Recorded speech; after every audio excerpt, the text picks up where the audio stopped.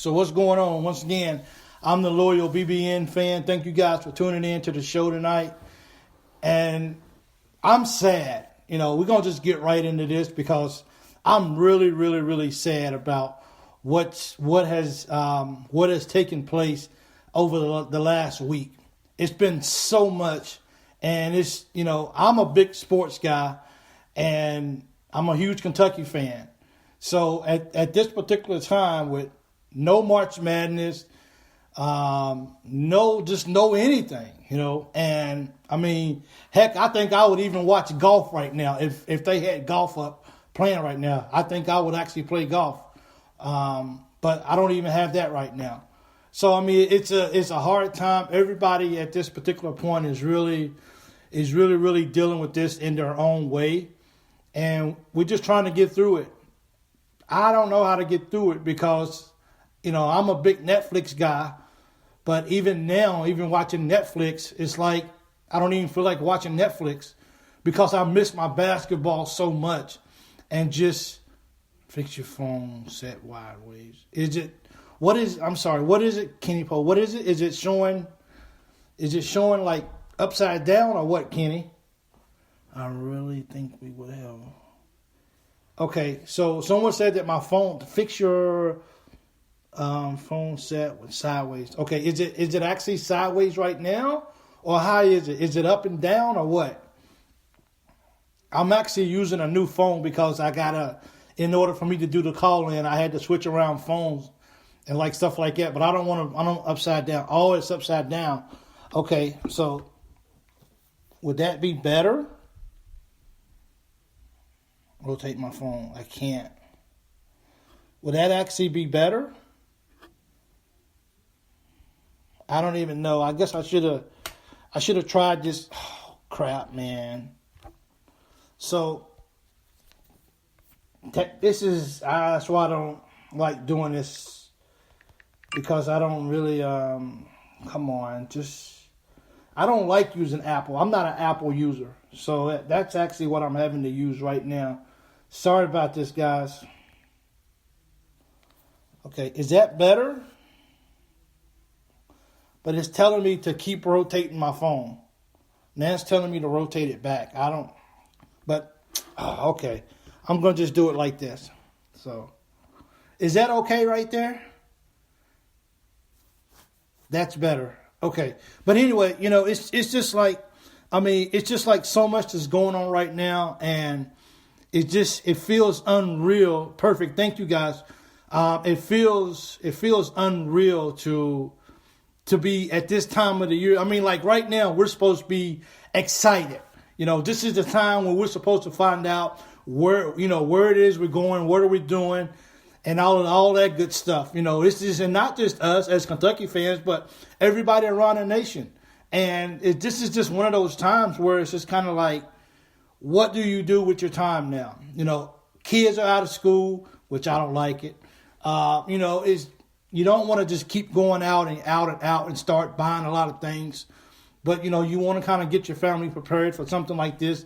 But since you've never been through anything like this, then you don't know how to, deal with it. So I can sit here and I can tell you guys how I feel like all day long. But, when you can kind of hear from other people how they're dealing with it, then maybe we as a group, we can learn. See, that's okay with me too. We can learn as a group on how we can get through this type of thing, and don't get too depressed out. People say, "Well, it's just sports." Well, people got to understand something. It might just be sports, but this is who we are. So hey, Paris, Tennessee, this is who we are. This sports is what some of us really look forward to. And since we don't have it now, a part of us has, in a sense, been ripped out. So now we got to figure out a way to get past this and hold out a little hope.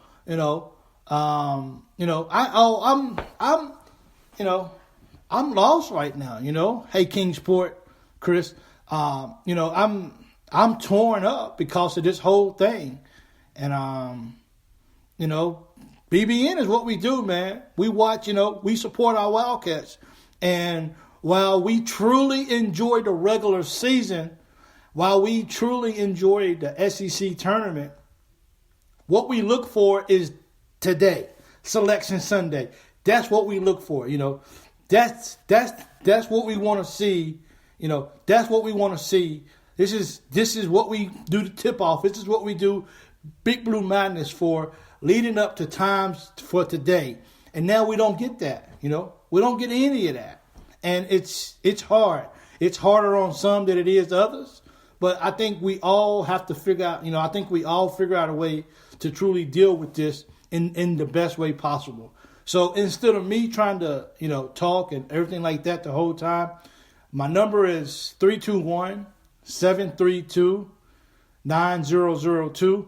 Just call in and let me know, say your name, where you're from, and, just kind of let me know how you in particular are dealing with, how you're dealing with this whole thing of college basketball not being in session, because this is hard. So I want to hear from you guys, and I want to hear how you guys feel about it. Once again, 321-732-9002. And let's just talk a little basketball and let's get through this together. Because at this point, I'm just like, I'm emotional, man. I'm walking around the house. I'm fidgety. It's like I don't know. He's about to go to, listen, I'm about to go to what's today? That's something else that we can talk about. We can talk about how the seniors are going to get another year. Now, I actually posted a question the other day, maybe yesterday or so. Will Nate Sestina be a good fit if they give the seniors another year? But I forgot that I honestly forgot that Nate Sestina was a transfer guy, so I don't think he qualifies for that rule. But of course, I got to go back but I don't. Someone can tell me if I'm wrong or not. But I don't think that Bucknell. I don't know if they went to the tournament last year or the last couple of years, but Nate knew that when he came to Kentucky, he's going to the tournament, and he got robbed. Does he regret leaving where he left? No, but he got robbed. He's not gonna get that opportunity, and I don't know if he's ever been to the big dance or not. And even coming to Kentucky, not only was you going to get to come to Kentucky, not only was you going to get to play in the tournament, but you was going to have a chance to make a run for the title. Kids don't get that opportunities from where he came from very often. And on his side of the house, he might go, I doubt, if he has to go, I doubt if he goes G League. Heck, he might have what it takes to go overseas. He might have people that can pull some strings to do that, blah, blah, blah, overseas. But, most likely he's not going pro. So did he just play his last basketball game against Florida? That is very much possible that was the last time that he's going to play basketball again. So just to take an opportunity like this and say, you're not going to be able to play basketball anymore, that hurts, man. And that's who I feel for the most. I feel for players like that who had this one opportunity.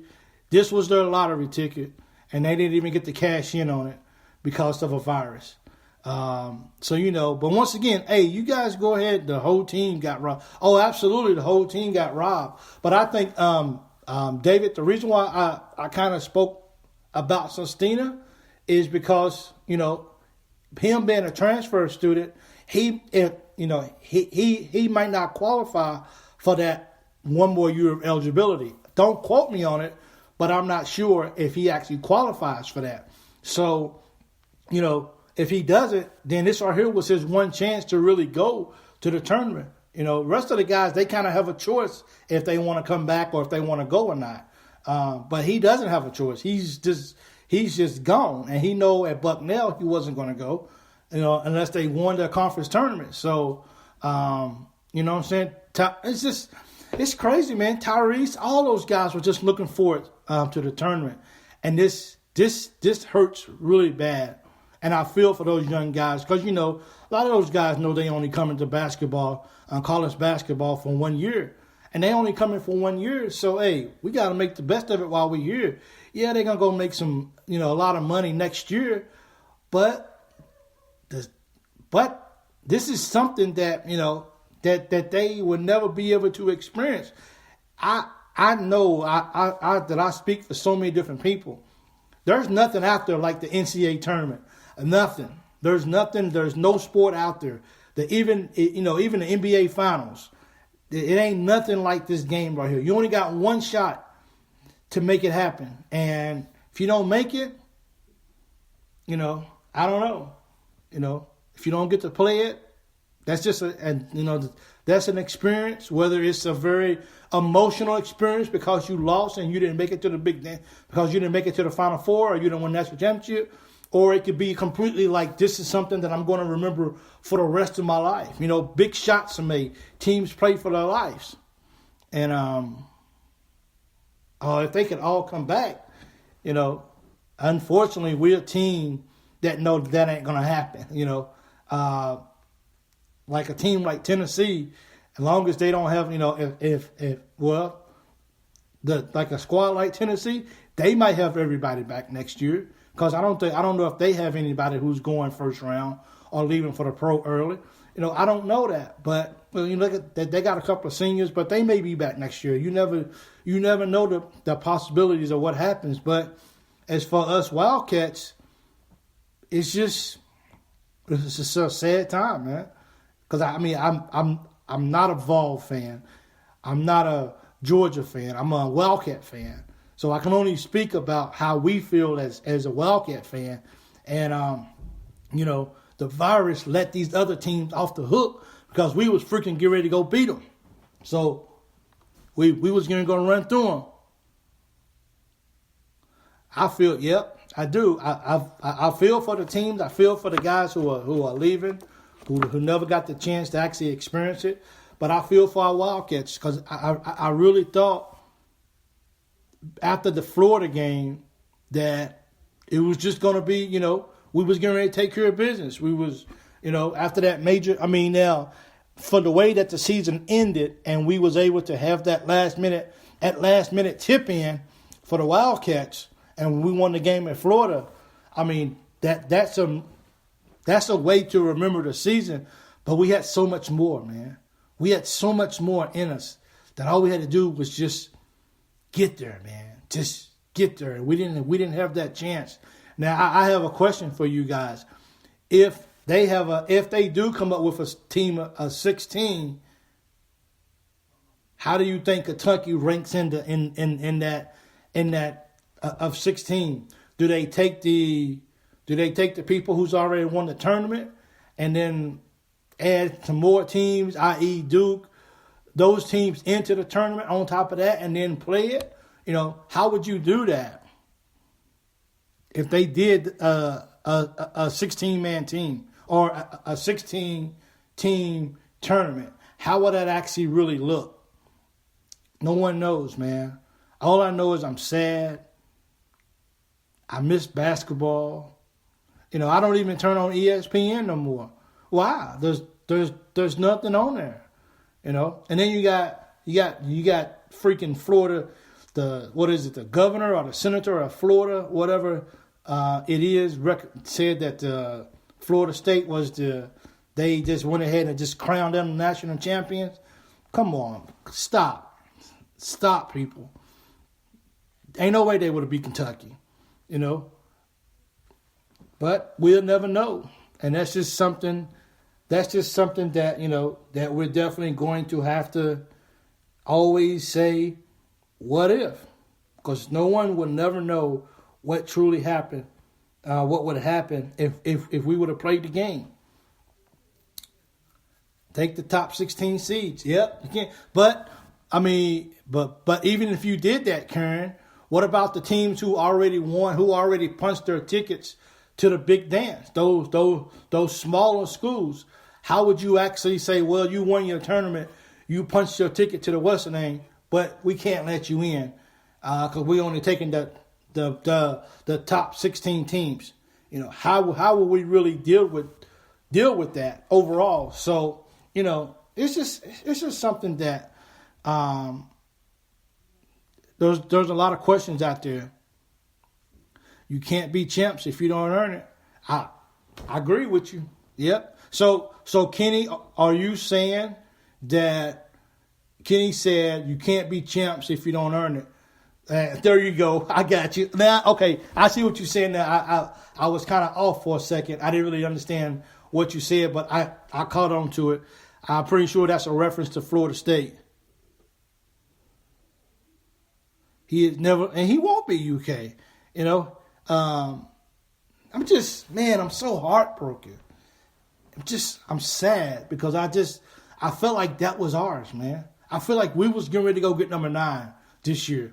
I feel like we was playing. I feel like we was, and, you know, I haven't really had a chance to really talk much about how Ashton Hagen was the end of the year, but I really feel like that with the combination of coming back, making and beating Florida, with a combination of Ashton Hagen says, okay, I got to come back and play for my team even better than what I was before. I got to come back with the right attitude. I got to come back with a willingness to say, hey, I got to set my ego to the side, and I got to play for the team. I got to play for the jersey, for the name on the front of the jersey.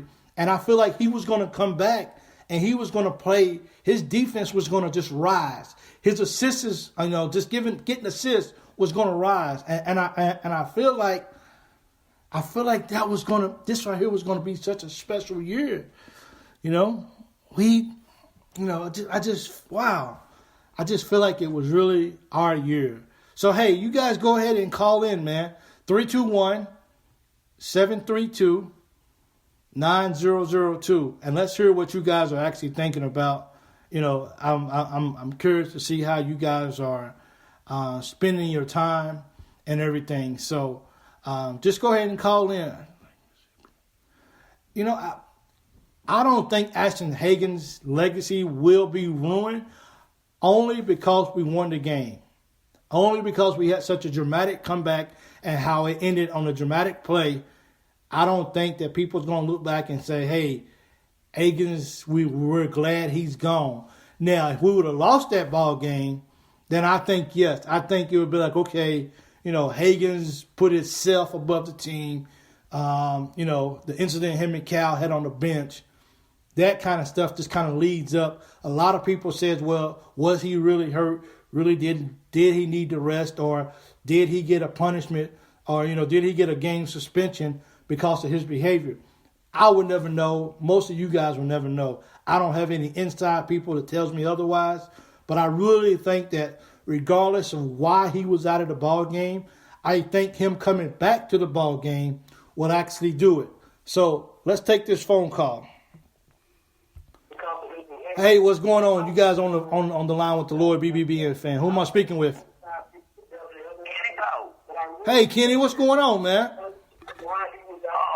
I'll tell you, how can you, a team, say they are champions when they ain't never played it for it? That don't make no sense to me. You know what I'm saying? Oh, absolutely. I don't. That is definitely, you know, that is definitely something that I will never understand. I laughed really hard when I said that. You know, when I read that. Yeah, when I seen that, I put on there, how can you be something that you've never earned? You never earned it. Be something you have not won. It's you know.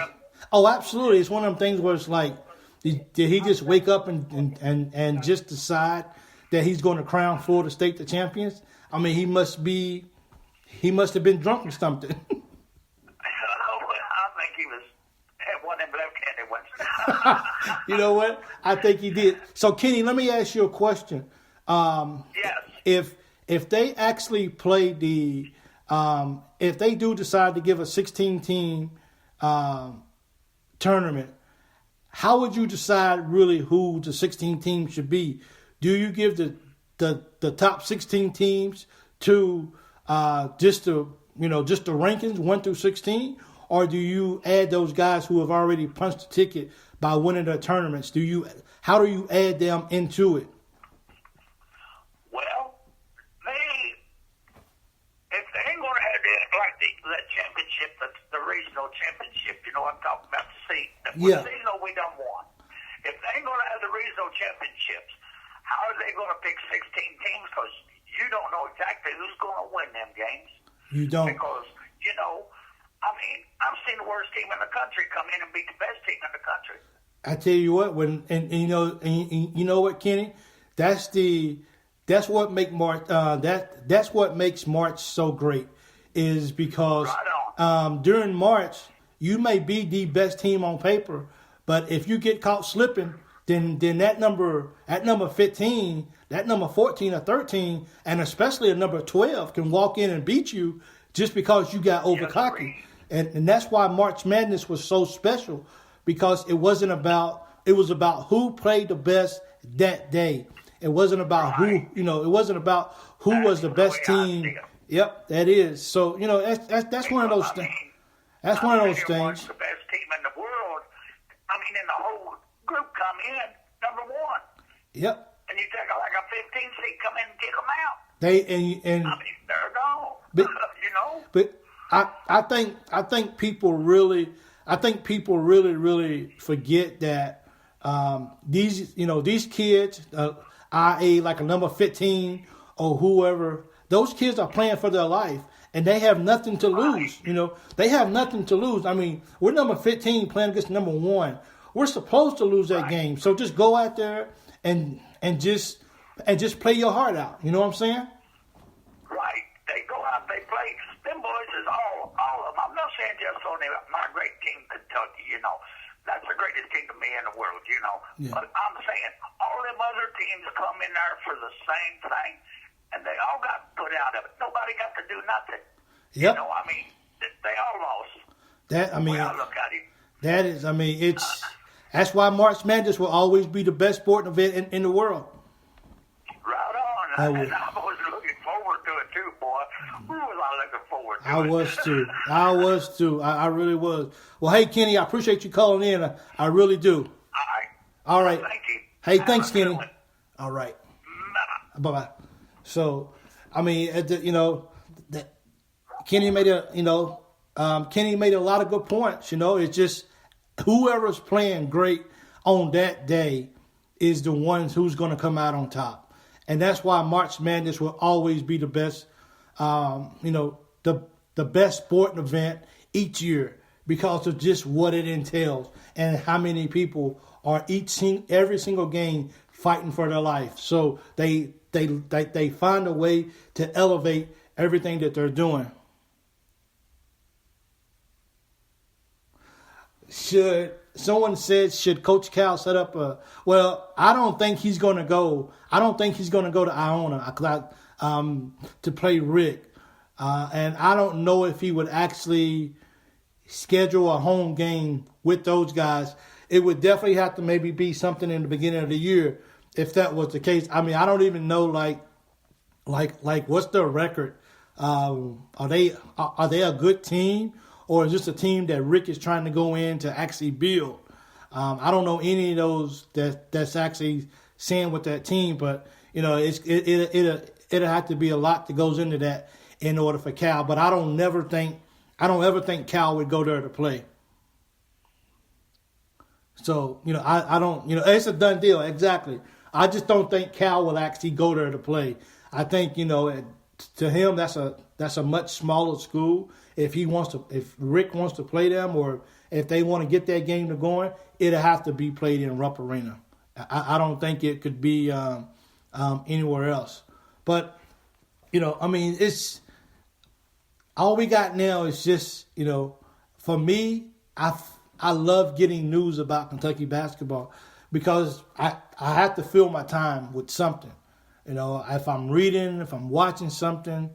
And, it's just, we have to find a way to get through this collectively because I don't know really how to do it because this is the time where everybody's supposed to be online talking about it.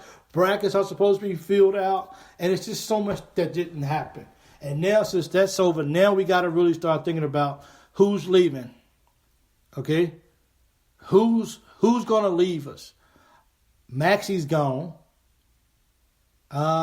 Richards is gone. There's a 85% chance that Quigley's gone, which I'm proud of the guy. He played his way into the draft. So he really,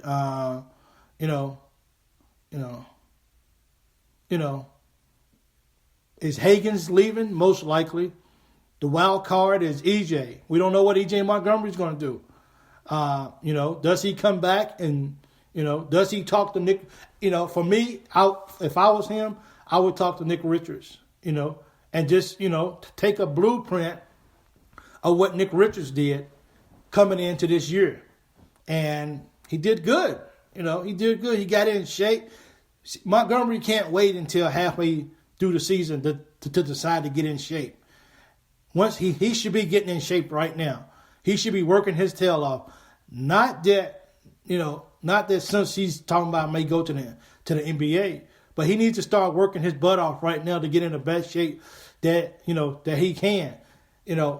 Nick Richards last year out of shape, foul, get in the ball game, foul, put his head down, no confidence, out of the ball game, see you next ball game. This year he came in shape, he kept his head up when he made a mistake, and he kept playing. That's the blueprint for EJ Montgomery to say, I got to follow this footstep right here. I got to do what he did. And I think EJ should come back for one more year. Now, if we get EJ back and they allow Nate to come back, man, we're good, man. We're going to be really, really good. I don't think Nate would start as well, but I think Nate coming off the bench with the second team, that's huge. That is something huge that we can benefit for next year, which makes us another title contender again next year. We just got to see, how this goes. We got to try to see, what happens after this. We got to try to see if we can make it through. But at the end of the day,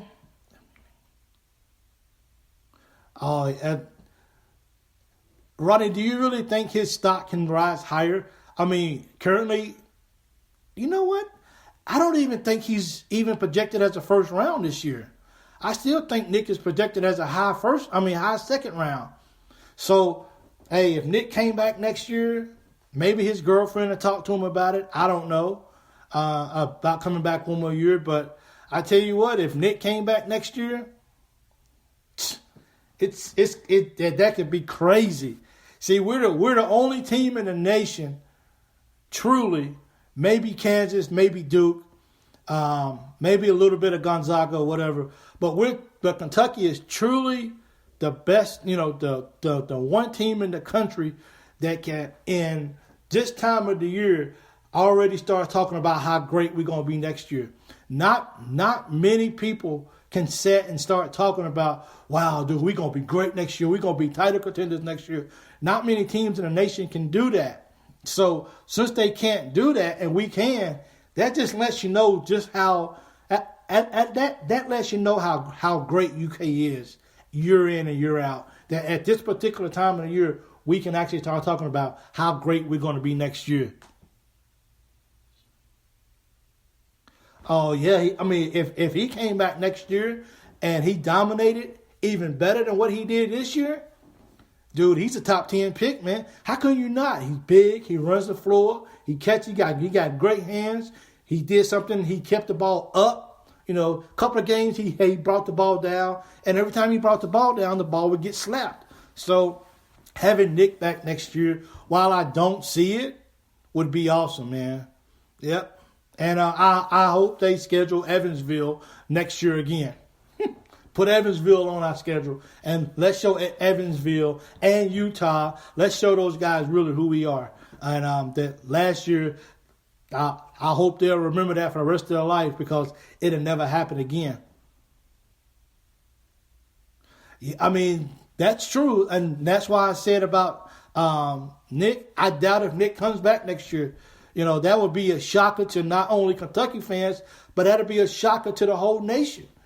If Nick Richards came back, because people would just be like, dang it, I thought the guy was gone. I mean, even people like Rick Barnes actually said it was a showstopper. You know, he did some things that not many people were able to do. So, you know,